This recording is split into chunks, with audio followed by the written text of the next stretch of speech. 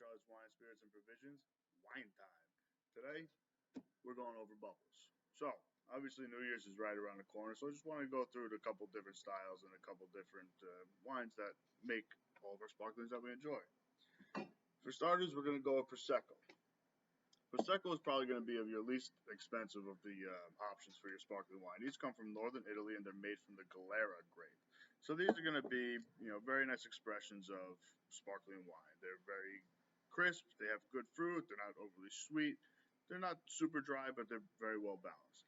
Now these are made in a tank fermented method, which means that all the fermentation for the bubbles actually happens in a large tank. They don't add CO2 like some people think. It's actually just a way of secondary fermentation in a larger tank instead of in the bottle. So that also allows the price to go down a little bit because there's not so much involved in the hand making of it.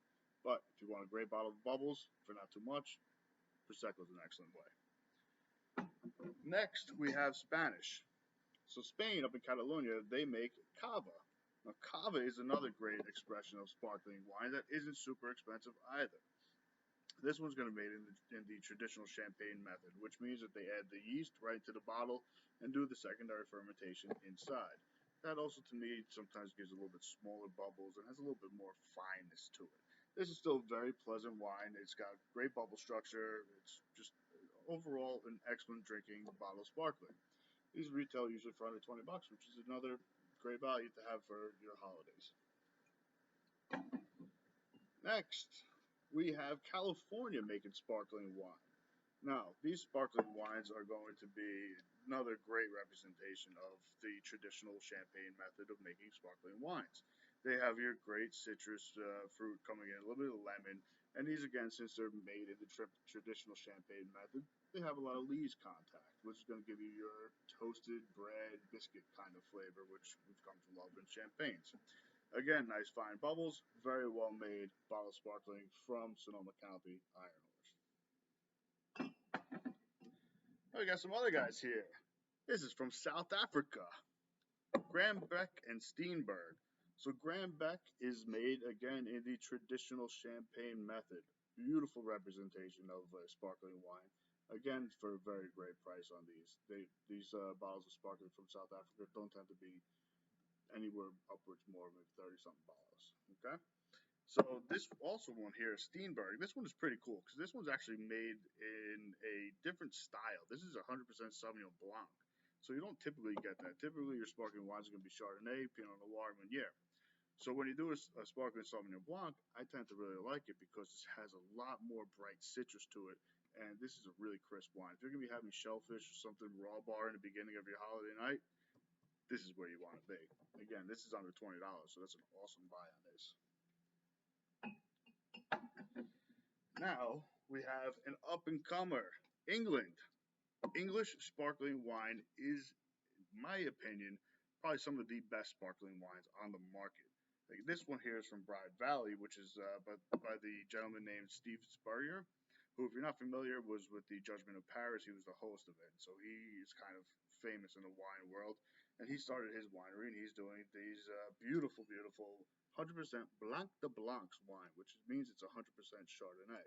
I tend to like these a little bit more just because I think that they bring a better fruit and flavor to the wine, which really, I think, stands out a little bit more.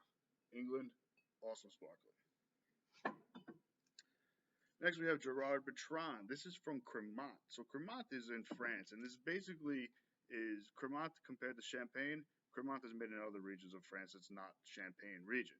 Still doing the same sparkling style, still having all that flavor. I think that these tend to have a little bit more of that yeasty flavor, which some people really love. It's very nice. It's just, I think it's a little too much for me. I prefer a little bit on the lighter side. But these are awesome wines as well. Now we have Champagne. So we have a couple representations. Piper Heidsieck, classic. Always a great go-to. Really good juice, quality wine. This will never let you down. Taittinger as well. Classic. Beautiful wine. They do an excellent job. And these will never disappoint, especially on a nice New Year's Eve. A little bit more is the Laurent Perrier. This is the Blanc de Blancs as well. Again, another Chardonnay, 100%. So this is, again, one of my favorites because I really enjoy this style of wine. They do an excellent job, and this is a really nice way to go in style. And if you haven't noticed these two bottles that are sitting kind of right on the side of me, we have your Cristal. Everybody goes nuts for a little bit of Cristal, and I think, 2020 has been kind of that year. You could use a little Cristal in your life. And for somebody who's a little more festive, we got a 2006 vintage of Dom Perignon Rosé. So this is the Brut Rosé, and it's got great flavors because the Rosé has a little bit more of skin contact, and this is going to really bring more life to your celebration. So we have plenty of options here at Charlie's. There's all different ranges. We go from all different styles all over the globe. You'll never be disappointed. This is the way to bring in 2020. We'll see you soon.